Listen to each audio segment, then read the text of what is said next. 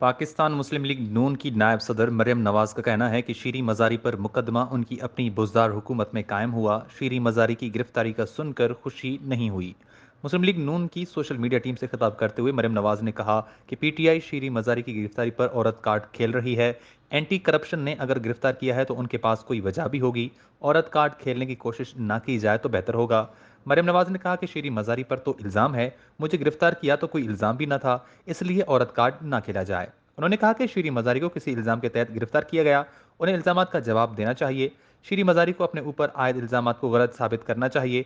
अगर ये खुद को बेगुनाह साबित करती हैं तो मरियम सबसे पहले उनके साथ खड़ी होगी। रहनुमा मुस्लिम लीग नून ने कहा कि मुल्क इस वक्त बहुत नाजुक सूरत हाल से गुजर रहा है। कल शहबाज शरीफ की बिजनेस कम्युनिटी की तकरीर ताज़ा हवा का झोंका लगी। पाकिस्तान आज मुआशी तौर पर वेंटिलेटर पर है। 4 साल जो कुछ किया गया उसका खुमियाजा पाकिस्तान भुगत रहा है। मरियम नवाज ने कहा कि ठीक है कि शहबाज शरीफ और नवाज शरीफ कीमतें बढ़ाने से डरते हैं। नवाज शरीफ और शहबाज शरीफ समझते हैं कि पेट्रोल डीजल महंगा किया तो गरीब के घर फाकों की नौबत आ जाएगी। उन्होंने कहा कि शहबाज शरीफ वजीर आजम और हमजा वजीरला होते हुए पेशियां भुगत रहे हैं। फॉरेन फंडिंग का मामला कई बरसों से लटक रहा है। यही मामला नवाज शरीफ पर होता तो उनकी पार्टी सफाई हस्ती से मिट गई होती। फॉरेन फंडिंग केस में बड़े बड़े सबूत आ चुके हैं। मरियम नवाज ने कहा कि ये कोई तरीका नहीं, आपके दिल में जो आए आप वो करें।